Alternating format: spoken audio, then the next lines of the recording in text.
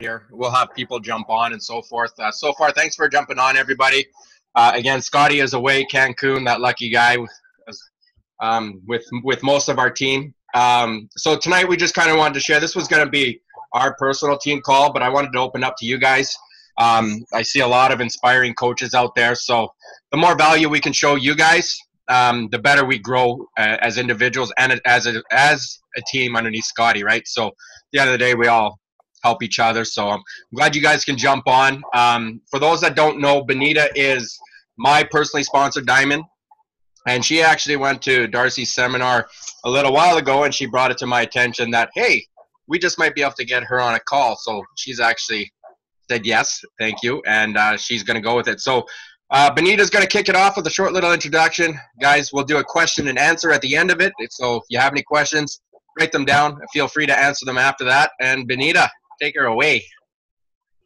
Okay, so I had heard Darcy speak in February at a women's conference, and I was blown away by the simple but powerful message she had to focus on the 90% positive in your life. She has great life experiences and a great way of bringing the message home, and I thought it'd be great to have her come share her message with all of us. So Darcy Lang was invited to share her message, focus on the 90% with us. She's very proud to call Regina, Saskatchewan, Canada home. And she is an entrepreneur 3 times over, a professional speaker, and a national best-selling author.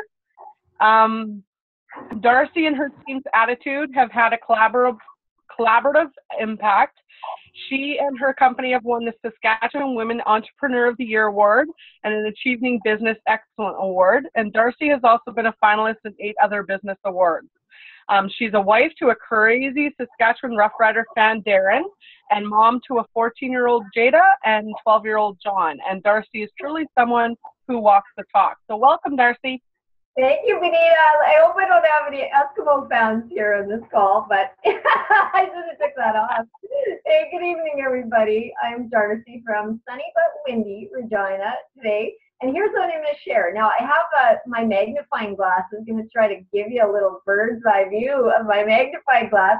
But as Benita said, my message is focused on the 90%. And it's my belief that we hold this big imaginary magnifying glass out in front of us in our lives, and we have a choice what we focus it on, what I call 90%, the positive aspects of our life, or the not so positive 10%. So I'm going to speak for about 45 minutes, and then I'm going to open up to Q&A, as much Q&A as you want to do. I'm here for you.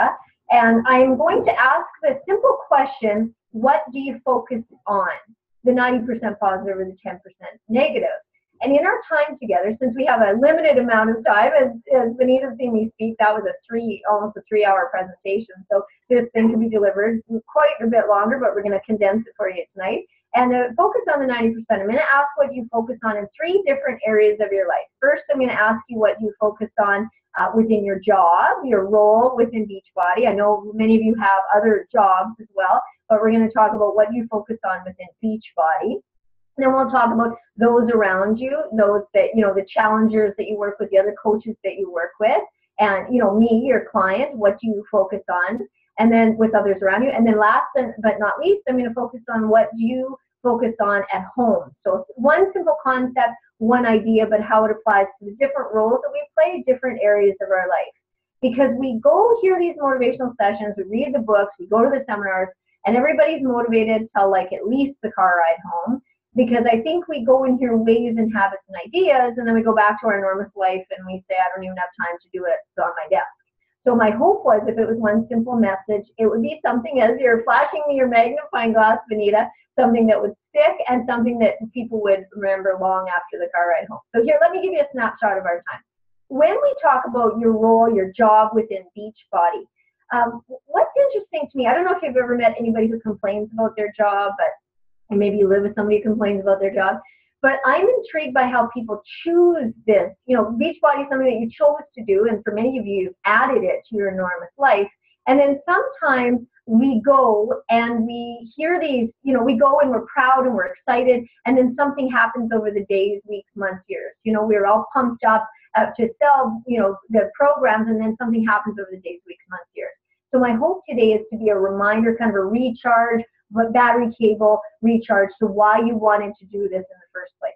Then we'll talk about those around you. I know I've had great talks here with Sean and Benita, learning about what I call your 10% are your negatives, and hearing no, and hearing excuses, and hearing from people around you. You know, the economy in Alberta is terrible. Hearing the things about Beachbody that you don't like, that's going to wear you down. So my hope is to remind you to hang out with the people who do focus on the 90%, because we'd all agree, I'm sure, a negative person brings down a group.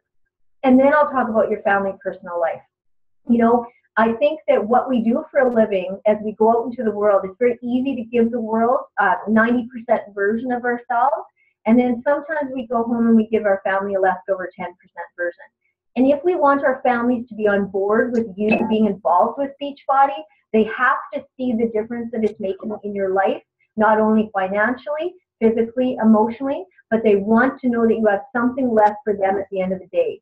Because if you go to your job and then you're doing Beachbody and then you're a heap at your dinner table, they're going to say, why are you doing this? It obviously isn't life-giving. It's taking from your family. So let's get started. Let's talk about you and your role, your job within Beachbody here. This is my 22nd year as a motivational speaker. For 22 years, I've been traveling spring and fall across Canada. I was in Toronto last week. I'll be in Kelowna on Wednesday. So I travel from my home in Regina here to a different city or town every week. And that's you, Benita, in Lloydminster. So what I like to do is I like to interview a portion of every audience that I work with. Because how do I know what it's like to be a banker, a nurse, or a teacher unless I ask them? So for 22 years, I have had the same admin assistant, Sandra. And Sandra and I have interviewed a portion of every audience that I've worked with. And what's interesting to Sandra and I is what separates happy people from unhappy people. Because I'll give you an example. I was in Manitoba with 250 nurses. And I interviewed my nurses, and I would have a nurse in the morning email me how much she loved her job, she loved her coworkers, she loved her patients, she loved her husband, the cabin, the dogs, and the children. And then in the afternoon, a nurse who has the same job, makes the same money, works in the same ward of the hospital, would email me a 10% email. You know, she complains about her job, about health care, about her coworkers, and how her husband needs to get off the couch and get a real job. So I have been dissecting that for 22 years. Like, what is it that separates happy coaches from unhappy coaches? What is it that separates people from being this diamond status to people who will never get to diamond status? And I have found what you focus on starts at the dinner table for which you grew up. So if you were blessed to grow up with happy people who actually enjoyed their work, then you grew up with a framework, a belief system around the fact that you should choose things in your life that make you happy, that you're proud of. Like when I asked my nurses how many of your mothers and fathers were nurses, you would have been amazed how many hands went up in the air. So if you grew up with a belief system that you should choose something that makes you happy, then chances are pretty high you think it's normal behavior to be proud of what you do. However, if you grew up with half-empty, half-baked people who did not enjoy their work, and you scattered when your father came home for dinner in the evening and came home from work, you learned young and quickly that where you work does not make you happy, that it's simply a means to an end. Maybe you learned that you should grind it out for 30 years and then someday you'll get a watch and you'll be happy. So I have learned that that belief system that we learned at our dinner table, whether or not we are proud of what we do and use those words, or we complain about management and union, I find we actually have this conscious belief system ingrained in us as young people that work isn't where you go to be happy, and that talking favorably about your work is not normal behavior. So every week I sit on an airplane, and every week the person beside me will ask me, what do you do? Now, I think it's very strange that we live in a world where people care more about what you do than who you are, but I entertain them. And I never tell them I'm a motivational speaker, because no one wants to sit with a motivational speaker on an airplane. And every week I say to my passenger, I have a dream job, because I do. And if I didn't have a dream job, and I didn't think this was my dream job, I'd go do something else. Because I'm sure you've heard we live in the half province now, and I can do 100 things in my province. So why would I pick this and then go complain about it? Because then we sound like our mothers, right? So I believe this belief system. So every week I sit on an airplane next to a stranger, ask me what I do, and every week I tell them I have a dream job. And you know what they say to me every week? Wow, you don't hear that very often. Why not? So I think it's interesting when people will email me and say, oh, I'm just don't think I'm nuts, but I actually love my job. And when they do that, I always email them back and say, why would you write that to me, a stranger? And they say, because when I go out into the barbecue and I tell my friends I love what I do, they look at me like I have two heads. Like, being proud of what you do is not normal behavior. So my hope and my intention and my mission here in this 45 minutes tonight is to ask you to tell the story of Beachbody with your magnifying glass on the 90%. You know, I think we need to replace the words how busy, busy, busy we are. Oh, it's so much work. I'm so busy. You're busy. I'm crazy. I'm insane. I think we have to stop saying how busy we are to the world and to replace that with how grateful we are. Replace that with how blessed we are. Because I truly believe that busy is a blessing. And for many of you, adding Beachbody to a full-time job and all the things you're doing are going to make you very busy. But if all you do is focus on how busy you are and what a burden this is to your life, then you're going to repel everyone around you. Nobody's going to want to do what you do. Nobody's going to be attracted to what you do because you're making it look hard and tiring. So my hope today is to focus on the 90%. Make a list. I have a list here of all the great things about being involved with Beachbody. Make your own list. Put that list up. Email me if you want a magnifying glass. I'll mail you one. And put your list up and read that list. And you know, Sean, you and I were talking offline here that one thing, I mentor a lot of, I'm 46 years old. I'll give you a little bit of my story in a second here. But I mentor a lot of people. And before I start a mentoring relationship, I always ask them the same thing. Why do you want to do this? Like, why do you want to start this company? Why do you want to buy this business? Why do you want to change job? Why do you want to sell anything to do with Shakeology? And why do you want to be involved in Beachbody? And what I'm looking for is their mission, their vision, their intention, their purpose. And if that young person, well, usually young person phones me to mentor them, because I guess I'm old now, is if their mission, vision, purpose, and intention for doing what they want to do is not wrapped around service, and it's not wrapped around doing something for somebody else that makes a difference in their life, it won't work. So it's very important for me that people really get that they need to do something that they're proud of. They use the words that they're grateful and blessed, and make sure that it is wrapped around something that has meaning for you. So my dinner table looked like this. I was born 46 years ago in Biggar, Saskatchewan. Now, for those of you, I know it's close to you, Benita, and for those of you who know Biggar, the sign, it's a very optimistic town because 2,600 people live there, and the sign outside of Biggar reads, New York is big, but this is bigger. So in Barrie, Ontario last week, somebody knew that, go figure. So I grew up in a really interesting dinner table. My mom was 16 when she got pregnant with me, and my dad was 19 years old. And my dad actually got full custody of me. And I grew up in Edmonton. Sean, at the dinner table, a very special dad who would tell you that we grew up together. So I learned my belief systems, my work ethic around work from my young dad, who owned a Volkswagen, owns 45 years later, a Volkswagen repair shop. So my dad taught me, growing up in the Volkswagen garage, that you needed to be proud of what you did. My dad taught me that if you zipped on your coveralls in the morning and you had a smile on your face and you carried your coffee through those garage doors and you were happy, you were successful. And regardless of what my friends thought of him or the neighborhood thought of him, he loved what he did and was proud of it. And so that, in my mind, growing up was the belief that if you weren't happy, you weren't successful.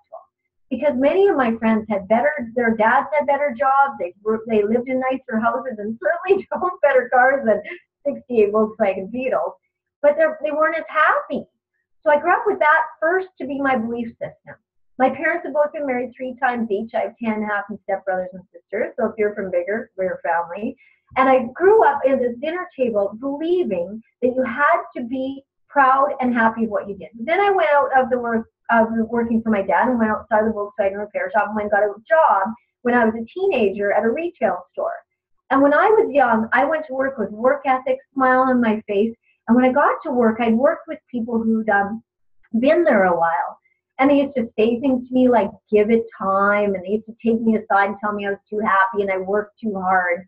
So I started to believe them. And every week somebody will email me and say, you know what our problem is today, Darcy, it's our youth.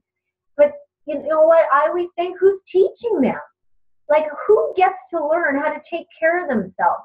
Maybe some of the people that you coach have never heard anything good at their dinner table. This is huge. So every week I would hear this and complain to my mechanic father, who taught me many lessons. And the second lesson he taught me was that you can make you happy. A job cannot make you happy. Beachbody cannot fill some unhappy hole inside of you. You have to be happy when you come to this place of wanting other people to be happy and do something different in their life. You have to model that in your behavior, in the smile on your face, and your enthusiasm for Beachbody. So I moved from Edmonton to Winnipeg, got a job at a tuxedo rental company, ended up buying that company. I was 24 and moved my own store back here to Regina. 22 years ago, my bank manager asked me to speak at their staff meeting, and poof, here I am 22 years later. So again, my hope and my intention is to remind you of your 90%. Because when I look at what you do from the outside looking in, of course, I have friends in Regina drinking their Shakeology, can't leave the house without it. And when I look at what you're doing for people, you're making a profound difference in people's lives. Benita, you've been the greatest witness I could have ever met to what this is doing for you. But is that the story that you tell? So I think it's very important that people tell the story of Beachbody with their magnifying glass and the 90%. Because if you see the 10, we all have 10, then it's going to, again, start to repel people from you. Because just like be the product of the product, we motivational speakers are the product of the product. And everywhere I go, I can't bang on the glass at my boys' hockey game. I can't yell at cashiers. I can't yell at bank MSRs. I have to be this person. I have to be the product everywhere I go. And I think that we really attract people to us without having to say a word by our behavior. So the way I look at it, I'm an optimist. I'm an undying optimist, of course, or else you get another job, right? But the way I look at it is, in my optimistic view, if I am healthy enough to be on this call tonight, everything else is gravy. If my children are healthy enough and my husband is healthy enough for me to be on this call tonight, everything else is a bonus. So I think we need to tap into our gratitude. Complaining is an absolute habit. I have friends who complain about their job. I say, you need a new job. They say, I love my job. I say, why do you complain? They say, I don't know, it's just what we do. It's not what we do. It is not normal behavior to complain about work, but people grew up believing that it was because they overheard their fathers talking about the union and management, and it's not normal behavior to complain. So I say we wake up in the morning grateful that you have an opportunity to do something that ripples out to affect so many people's lives. I love to drive. I love to be alone. I'm a people person, but I love being alone. And I love to drive Prairie Highways and see the crosses in the ditch. And the reminders to me that there's people who didn't take care of themselves, that tragic things have happened to them in their life that are far more greater stress level than anything you and I are doing here sitting in our house on a Sunday evening. So I think that's very important to tap into our gratitude piece. One of the nurses in this seminar put up her hand and said, my name is Alice. She said, I moved from out of country. I moved from the Middle East to this place in Manitoba in the middle of nowhere. And my husband came for 3 months and he said, I'm going to go live there for 3 months and eat the food and experience the culture and see if we should move to this little town in Manitoba. And she said 3 days later, he called her and said, we're moving here. And she said, how do you know? And he said, because I want to live in a place in the world where the only thing that people complain about is the weather. So I think it's very important that we stop telling the story with our magnifying glass and the 10%, reset, recharge ourselves onto why did you want this in the first place, and then you can always go back to it. And when people say, man, I'm not much of a people person, I say, don't try to sell them anything for a living then, because you'll suck terribly at it, and you should go work in a field with dogs somewhere. Like, why would people pick a job that requires them to love people, sit next to people all the time, and be just the person that they want to be around if you don't like people? So again, my hope to be a reset reminder of your 90%. When people ask you what you do, come up with a line that is wrapped around how grateful you are that you get to do this for other people. Because again, we all have 10. Of course you have 10%. The no's, the excuses, the costs, all the 10% that you have. Being on a call on Sunday nights has got to be disruptive for some of you. So of course there's 10%.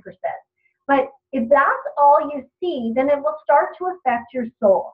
I think that's why people drop off. That's why they fail. That's why they leave. Because the 10% start to win. And then it affects your soul and you think, am I really making a difference? And then it ripples out to those around you because now all you're doing is complaining to them. And haven't we all had a coworker we just wanted to say, why don't you go home? Why are you still here? And then it ripples out to anybody that you serve, because I'm sure you've been served like me by a waitress who clearly should not be waiting tables. And I guarantee you, if I took he or she for a glass of wine after work and said, is this what you wanted to do with your life? They'd say no. Because it's impossible to pretend that you love this if you don't love it in the absolute depth of your soul. So then it ripples from our soul to those around us. Everyone on the call's got to hear about what you don't like. And then it ripples to those that you're trying to coach. And then it ripples home. Because then our spouse, partner, mother, brother, sister, cat, roommate, whatever you call family that's waiting for you at the end of Beachbody, has got to hear what you don't like about it. And again, your family then says, why are you doing it? If all you do is complain and come home tired from it, why are you doing it? You should get off the call on Sunday revved up, excited to go out into the world and create yourself, right, Sean? So I think that's very important. So anyway, my hope and my intention again is to remind you tonight, because 10%, no company I've stood in front of, I speak to 20 to 30,000 people a year for 22 straight years from coast to coast. I have never met a company that posts 100% client satisfaction. I have never met the perfect company. I have never met the perfect organization. Everybody has flaws. Everybody has something they don't like about their job. But if you believe in the law of attraction and that's all you talk about, you will empower those things in your life. So for me, as a motivational speaker, I have to go. No EDOs, no sick days. In 22 years, I missed one engagement to health, one to weather. That's it. I have traveled black ice highways. I have been storm stayed. I've stayed in terrible prairie motels, the one above the bar, with signs on the wall that read, don't let your hunting dogs on the bed. I've slept in my van. If you've ever seen the Chris Farley skit on Saturday Night Live, it's a motivational speaker in the van by the river.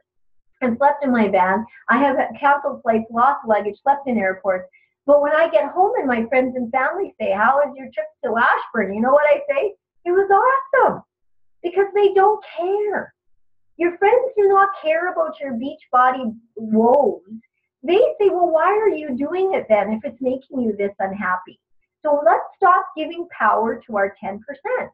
Because in my book, I'm going to give away some books as prizes at the end. So you can just email me and send me your address. I'll give you a copy of my book. Here's a copy of my book. There you go. Books done 9%. This is like a 12-hour presentation. And in my book, I have the 3 times complain rule. And the 3 times complain rule in our companies is we don't complain about anything more than 3 times without looking at the woman who has to change. Oh, that would be me. And in our company, we call it lay that sucker out. And because you know what? I think complaining is important. I'm a positive person for sure, but I've been through an absolute lifetime of journeys and healing mentally, physically, spiritually. So I do believe that complaining is very important. Because I know women especially who do not complain, who believe that good girls make everybody happy and women give 110%. And, my all-time favorite, a woman's work is never done.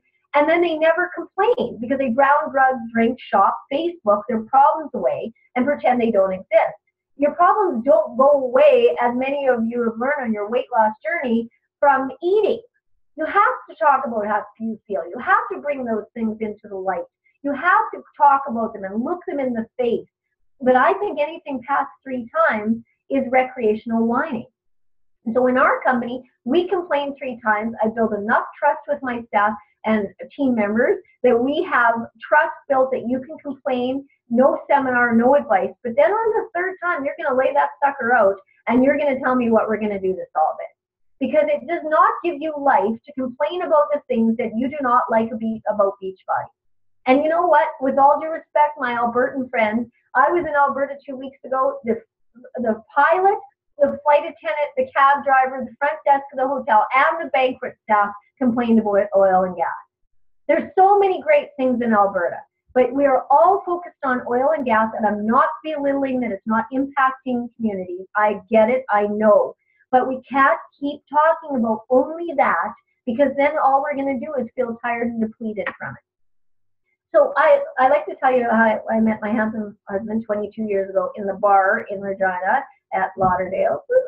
And my handsome husband said, I'd like to marry you. I said, I'd really like to marry you. And he said, but I'm Catholic and you've never been to church a day in your life. And I said, well, you're good looking, so let's give that a try. So that was my spiritual intervention, which of course changed my life, seminar for another audience. But I learned my serenity prayer. And some of you have had to learn your serenity prayer in a far greater way than I had to.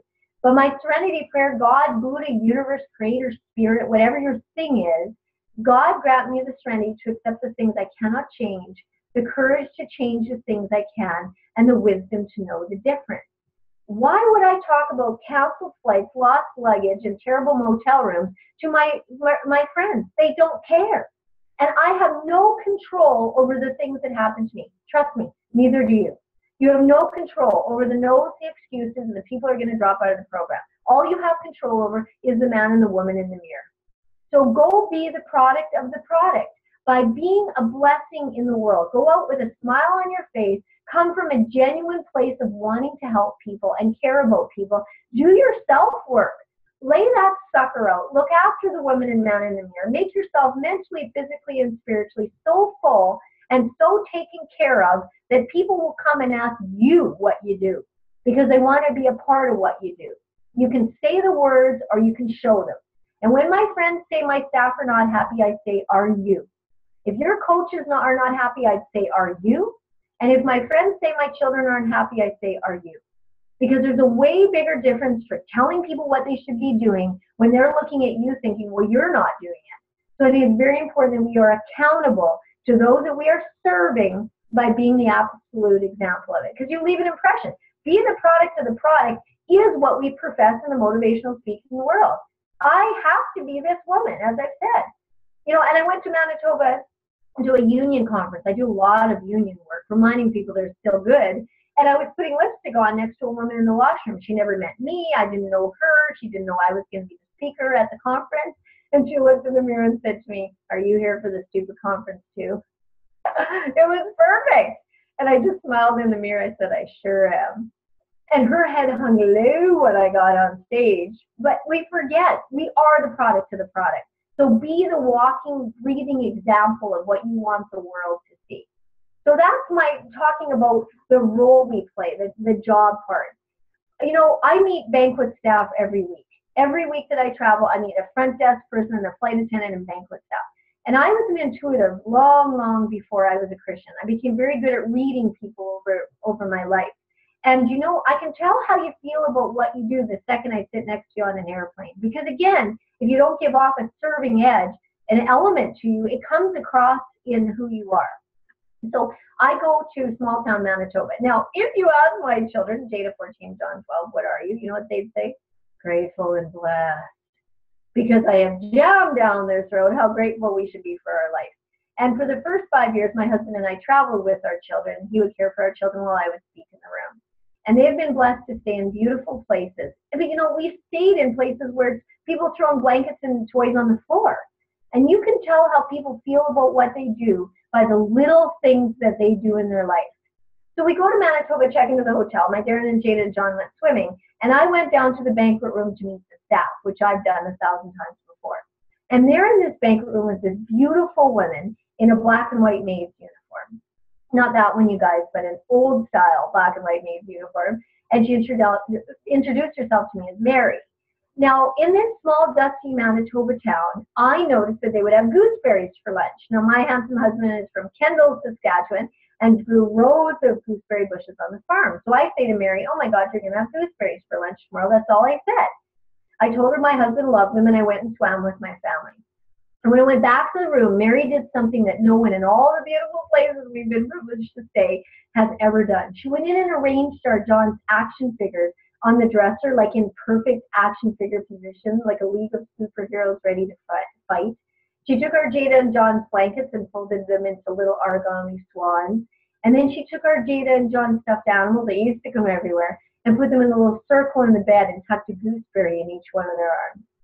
And I stood back in amazement in this dusty prairie town that this beautiful woman makes a choice when she gets up in the morning to say, what I do may not make me the most successful, important person in town, but I'm happy with what I do. I am happy with the woman in the mirror, and I make a choice to go out and serve and be a blessing to the people around me. Is that what we do? Do we take our magnifying glass and say, today I'm going to make a difference? But I learned that no matter how much I love what I do, and I go out into the world and try to be a blessing, and I love people, and I'm a people person, there's somebody who doesn't like me. And here's what I've learned.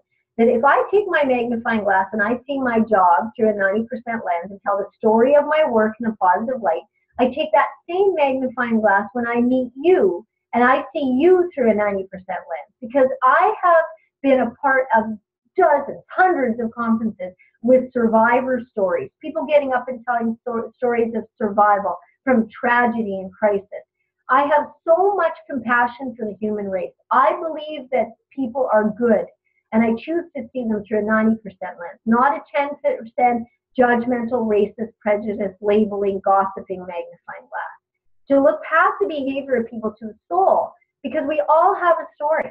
I don't care if you're 20, 40, 60, we all have a story. We all come from something. Many of you have a story with your weight loss. There's a story to go with the behavior. It's what did you do with your story? So I have a lot of compassion for human race. So I love people. I love to sit. I love crowds and Christmas shopping on December 24th and crowded airports and being stuck in the middle of two people on an airplane. Because I love to hear the story to go with the behavior. I'm a hugger. I'm a 3-time hugger if we met 3 times. So one more time, Benita, and that's it. We're hugging. I'm a crier. You know, I love to hug people who don't hug. It's like hugging a piece of plywood. They're like, oh. So I'm that person that goes out into the world happy, which annoys a percentage of people. But really, I have to learn that we all have a story. And the degree to which I'm looking after my own wounds and looking after myself, again, what I've said already twice, mentally, physically, and spiritually, the more that I'm willing to lay the suckers out from my childhood, from my self-esteem issues, from, you know, people have addictions, depression, aging parents, all the problems that we have in our life, we need to be able to lay those suckers out and heal. How are you going to expect these coaches to go on and heal other people if you are not healed? And you can't pretend that you're healed. People that show the world that they're this perfect version of themselves, they're not perfect. No one is perfect. So why can't you see the world in an imperfect way and when we are not perfect ourselves? And I have learned that those who gossip, label, judge, and talk about people behind their back are actually the ones who need the most work. Because a great way to avoid the hardest woman to change, the one in the mirror, is to focus on everybody else's life. Then you never have to do your hard work of looking after yourself. So I think it's very important we take that magnifying glass, see people through a 90% lens, and offer them compassion. Because how many times have you, as coaches, heard the story of the people, all these challengers, and you have complete compassion for who they are? You lose your judgment, and now you have compassion for them. Every week on an airplane, I watch. I love human behavior. I love being in an airport. And, you know, I watched the guy rip the head off the WestJet smiling ticket agent. He goes through security. Somebody takes his $3 shaving cream. He has a meltdown. He gets onto the airplane. You can't fit a suitcase in the overhead, so he swears it's a suitcase. And then he sits next to me, and I think, awesome. Because now I get to hear the story with the behavior, right? It's not the shaving cream in the suitcase. It's something that's going on in that guy's life that he is not dealing with. And now it's manifesting itself into his personality, and he's coming out into the world a depleted man. And, you know, then I hear of crumbling marriage and exhausting travel schedule. And I have compassion for the jerk in the airport now. So I think it's very important we go do that with the people that we're going to coach. We have to have compassion. You cannot be judgmental and be a people person. You can't be right all the time and be a people person. You can't serve people from a place of racism and prejudice. If you're going to serve, go serve with an open heart and a non-judgmental, non-biased way of viewing the world. You know, I have unbelievable children. Your life is not complete unless you've met them. And every year the teachers will email me and tell me that my child is distracted and talks in class. And I always smile and I think, where did they get that from? But then I always email the teachers back and I say, I don't know if you've heard, but I'm the 90% lady. So I'm going to erase your email and I'm going to ask you to email me back and tell me something great about my kid. And they do. And then they email me back and say, oh, they're lights in the room. We see their entrepreneurial spirit. You know, they're compassionate, empathetic people. I said, well, then why wouldn't you start with that? What depleted dinner table did we grow up at believing that if you tell people they're inadequate, they're going to become better? No one works for anybody that tells them that they could be better anymore. If you want 20-somethings to be your coaches and challengers, You better be somebody who is rested, nourished, fit, and happy to see them. They don't want to work for tired, depleted people anymore. So we really need to be the kind of people who support what you're doing in your calls, what you're doing in all these 21 days, fixing them.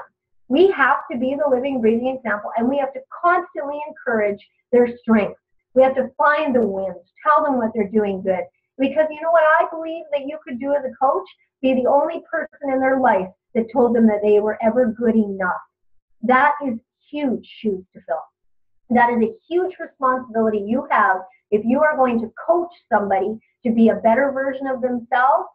That's powerful, powerful stuff, because I bet you some of them have never been coached in their life.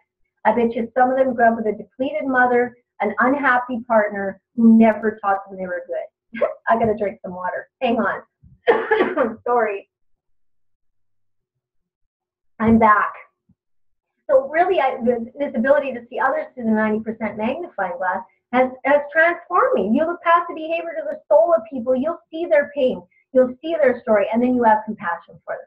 But I have learned, even though I go through my job in a positive way, I try to be a beacon of light for what I do. I learned that I go out into the world, I try to have compassion. I grew up at a dinner table with an unbelievable father who taught us not to judge anyone unless you're willing to help them. Unless you're willing to help your sister-in-law who's struggling with her kids, her neighbor who can't cut the grass, unless you're willing to walk across the street and cut their damn grass, you have no right to judge them. And that's how I live my life. I don't care what you look like. I don't care what you make. I don't care what side of the tracks you grew up on. All that I care are you happy? I don't care. I don't have judgment for what you look like, where you come from, because I came from nothing. What right do I have? But then I learned that there's always one. You know, I rented tuxedos for 12 and a half years. And I'm sure you gentlemen in the call would agree that your wedding day is the happiest day of your life. Just nod like this. Yeah, perfect. So I had a happy business. I wasn't selling cemetery plots, right? I was renting tuxedos on the happiest day of people's lives. Now, I would have 100 customers a day come into my store. I have one guy who would be rude to me. And you know what I wanted to say to his bride, don't you? Run! Because I've taught all my brothers and sisters. I have 10 brothers and sisters, as I mentioned, and I've taught them all that how he or she treats the waitress on your date, that's your future. And the greatest men I've met, and I meet them in my work, I'm raising one, I live with one, and I was raised by one. And the greatest men I meet treat the smallest of the world the kindest. So I kept track. 4 to 5 of my rude groomsmen would be rude to me too, because misery loves company. Your friends are a mirror where you're at in your personal development journey. And now some of you are trying to make yourself better. You're trying to do something better, maybe make some extra income for your family. You're trying to grow as a person. And if you hang out with people who make you feel bad for that, you need new friends. Because you will never make it in Beachbody if you hang out with people who always draw attention to why it's not going to work. You need good friends. I think we need to trade up our friends. I think as we grow and become better versions of ourselves, our friends don't want to grow. I think it's okay to let people go.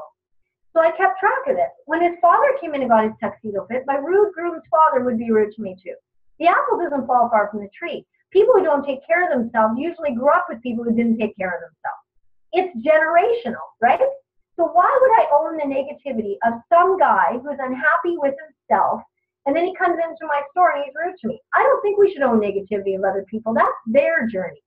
So if you were rude to me in my tuxedo business, I just made your pants really itchy for your wedding and sent you on your way. And I never once gave my staff a false expectation that you should be happy, so that everybody should be happy. It is impossible to make 100% of people happy. And you know what we tend to do? Squeaky wheel gets the oil. We try to make 100% happy. It's not reality. I went to when you didn't like my tuxedos, that was one thing. But when you didn't like me as a speaker, that was different. It used to really bother me. Now I do an evaluation form. I don't have to do an evaluation form. I could just fly home. But how are you going to become a better Beachbody coach unless people tell you what you could do better?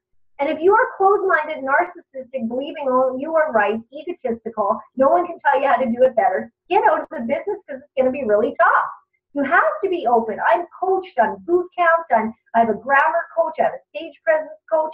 I am constantly digging into what I could make this a better thing. But you know what I've learned? There's always going to be an audience member who doesn't like it. I went to Vancouver, 250 women came to hear me speak.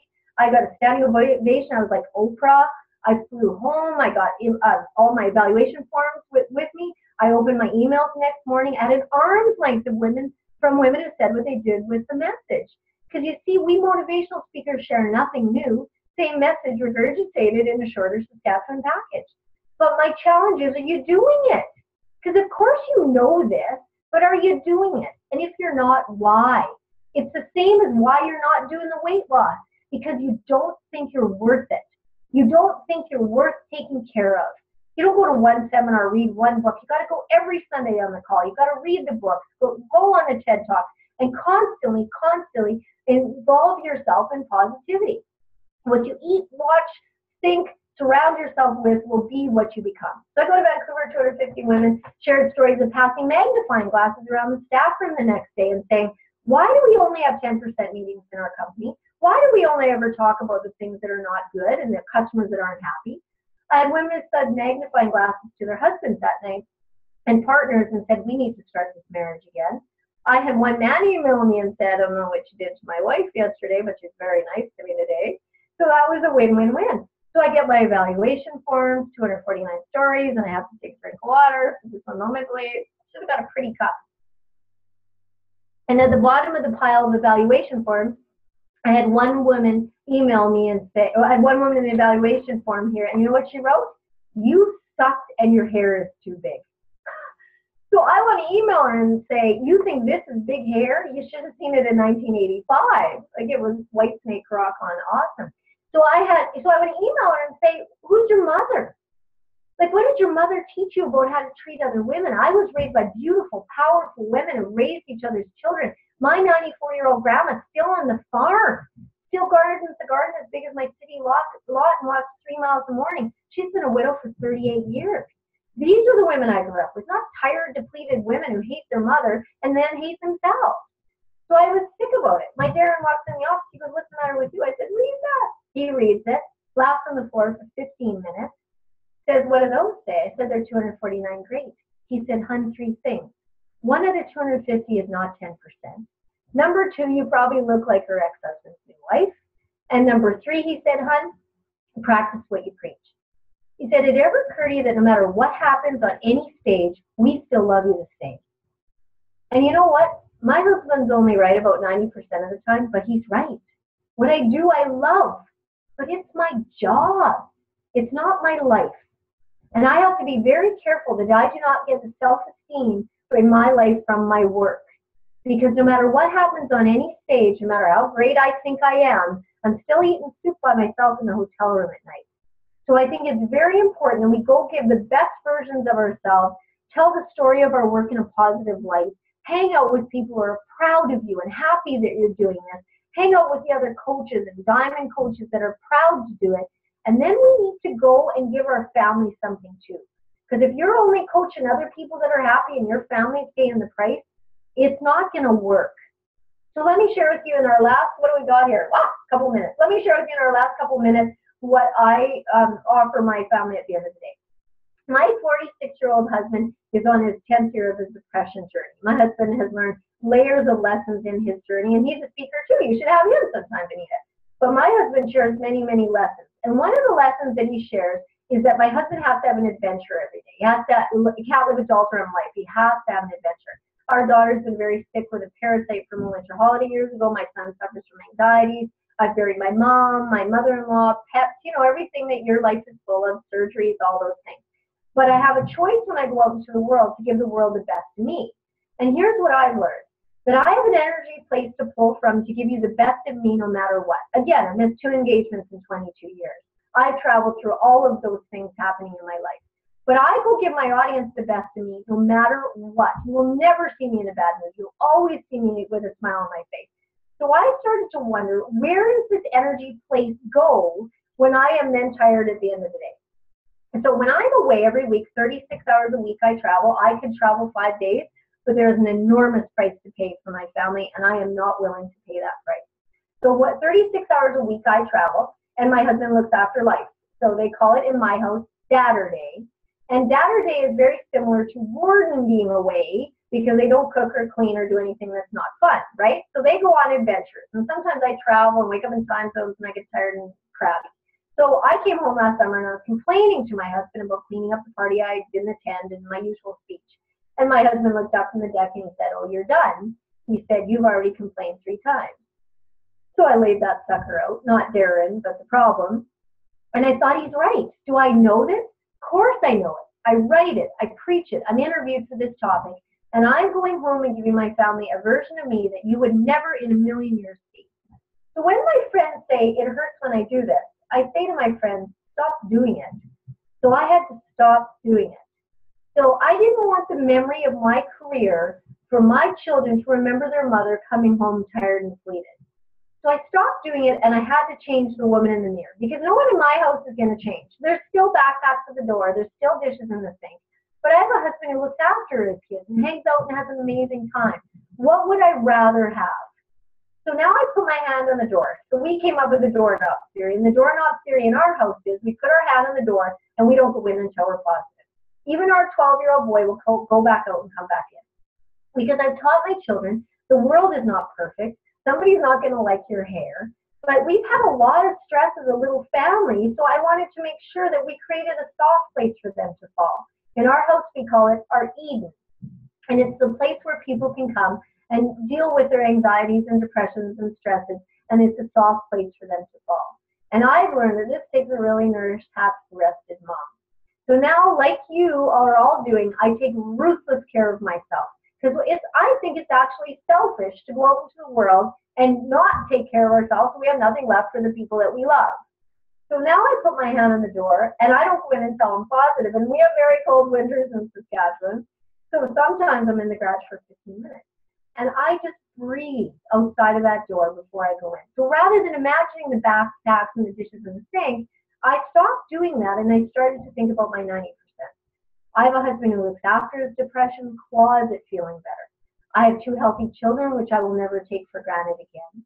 I live in a middle-class suburbia home. My friends say, "Why don't you buy a bigger house?" I say, "Because I can't clean this thing." And what I live in is an absolute palace compared to what I grew up in, my 500-square-foot dirt basement house. I drive 2 cars, and they aren't 68 Volkswagen Beetles. I have my health. I have everything. And until I feel that in my soul, I do not go in the door.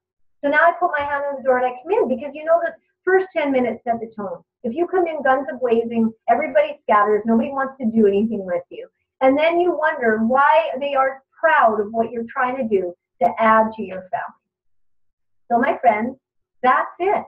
That's my 4-hour presentation condensed into 47 minutes. And I'm going to leave you with the Wayne Dyer quote and open up to any questions. And my Wayne Dyer quote reads, "When you change the way you look at things, the things you look at change." Thank you, Sean and Benita, for setting this up. Any questions, anybody? I'm going to drink over here. Shit, any questions, anybody? Yeah, I think I just yes. Jesus. Well, he was coming around the corner quite different. Jesus.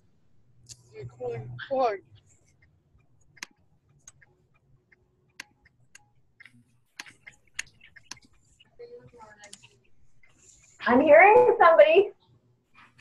Are you hearing me? Hopefully somebody didn't get into a car accident. That's the way that just sounded. Is that what it sounded like? Let's pray that. That's what it sounded like. So question and answers, guys. If you have any questions,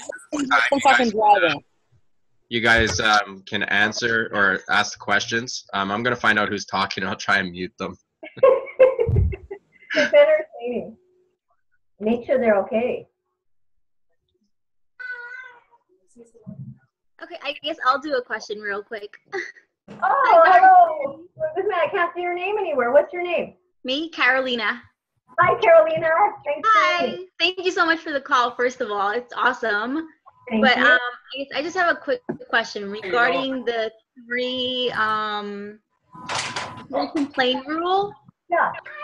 Okay, so how do you, I guess, because I get into this really positive, vibe, but then I still have friends that like to complain or gossip, and I try to stay away from that. So how do you deal with those kind of people? Let them complain and have compassion, but still at the same time move it away from that. Right on. Well, that is the ultimate challenge, Carolina. Firstly, I would say to you that it's very hard to change people. Negative, I'm not saying you're saying they're negative, but negative people are like addicts. They have to want to change. And unless they want to change, no matter how much sunshine you give up, they are not going to change, Carolina, right? They have to want to do that. But when I have, of course I have negative people in my life. Of course, I came from 5 families. My husband has 27 sets of aunts and uncles. Of course, I have negative neighbors. I have, those dance moms and hockey moms and all that. But the way that I deal with negative people is I guard myself. Carolina, I have a gorgeous 14-year-old daughter. And I say to my daughter that 14-year-old girls who bully become 44-year-old women who bully. They don't change. They just get taller, right? So I've taught my daughter to build her armor, right? Because there's always going to be somebody negative.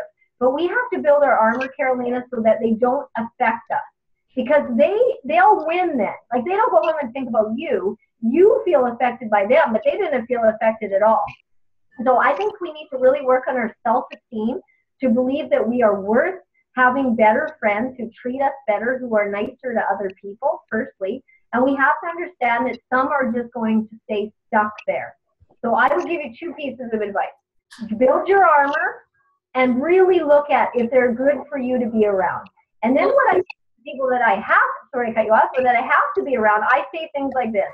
I hear you, and I'm hearing what you're saying about her, and it sounds awful, but I'm not perfect, so I really have no right to talk about her until I know her story, and that usually shuts them right down. Go ahead. I'm sorry. That's exactly what I try to do. I'm like, like, we've all been there, so try to, like, put yourself in their shoes. Like, you don't know what they're going through also. So, okay, thank you. That's exactly what I try to do. Right on, and just build your armor, right? Because they're the ultimate test, Carolyn. They're the ultimate test in our life of our goodness. They're sent to test our goodness. And if they win, and then they rent space in our head. And that's not fair, because we're not renting space in theirs. Awesome. Thank you. Thank you. Any other questions, guys, in the last few minutes that we have? Chris, you got any questions? You look deep in thought. Just taking it all in. All right, my man. It was awesome. Yeah, really good. It was good, yeah. He's just taking in what a Rough Rider fan he is. He's so happy about that. Oh, yeah. Anybody feels they want to add a layer to what I said, something that they've done to be able to see the 90%? Benita, that's you. Well, I focus on the 90%. There's 10% wherever we go. Like, there's the no's, there's the I can't afford this, there's all of that. But the way to focus on the 90% is I focus on the people that are in front of me that are there. They're there, they're wanting to be there, they're wanting to lose weight, they're wanting to change their lives. Those are the people I focus on. And it doesn't mean that I ignore the people that don't, but I don't focus all of my efforts on them. I focus on the ones that are going to make the change. And hopefully by them seeing me focus on them, the people that are kind of lagging behind will turn around and follow us.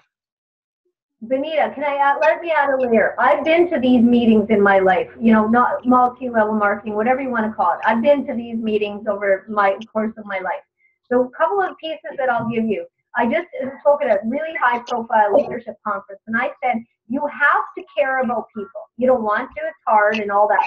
You have to be somebody who cares about people and become a phenomenal listener. Become a phenomenal listener. And really genuinely care. Don't look at people through a 10% lens and think, are they better, are they richer, are they whatever. Just look at people and say, I like you, I like you, I like you, and become a phenomenal listener. So that when they come back to a meeting again, you remember who they were. Like, get really good at plugging in to other people. Get off yourself, serve them, and make it about them, and leave that positive impression at the meeting. Yeah. Anybody else have any questions? I think that's about it. I think we can wrap it up. That was a great call. Well, Sean and Benita, I'm very grateful. Thank you so much. I mean, it's just, obviously you're doing amazing things in the world. Be proud of who you are, you know, and be proud of the difference that you're making in people's lives. Like I always say, don't come up with an elevator line that repels people from who you are. You know what I think the greatest thing we can do, you know what, we motivational speakers are encouraged to come up with an elevator line. You know, the line you can say to somebody from 5th floor to 10th floor that will attract them to what you are. You know what we say as motivational speakers? People are like, no offense, but people don't want to sit next to a multi-level marketing person on an airplane, and they don't want to sit next to a motivational speaker. Can I give you the best elevator line to sell Beachbody? Come up with one line that says, I make you a healthier person, and then ask this question, what do you do? And spend 90% of the time letting them talk about who they are and say nothing. I can sit with somebody on an airplane for 3 hours, learn every nuance of who that person is, and not once do I mention what I do. Not once. People don't care. You know, they want to know you care about them. And the best way to do it is not repel them with some long line about how you're changing lives and all that, because they're going to run from the room. Just show up and say, I'm proud of what I do. I'm making a difference in my life and other people's lives. Now I want to learn about you. That's it. That's all I got to do for your elevator line. It's done. And Benita, you're very cool. Thank you for being a woman who's done enough self-care on herself that you can attract other women to you, and we like you. And that's a gift, because some women we don't like. So you've done a really great job of creating yourself to be a woman that everybody wants to hang out with. So good on you for doing the really hard work of changing the woman in the mirror. That's very cool. Thank you, Darcy. Thank you. Well, now I gotta go do laundry. Crap, I thought you were gonna keep me longer. That's reality, you guys. Thank you so much. Great. Thanks, guys. Thank you, Darcy. Thank Okay, you. guys. Thank you for the call. Don't forget, we have one on Thursday, too. If you are interested, I'll send details on our Facebook page. Thanks, guys. All right. Thanks. Have a good night, everyone.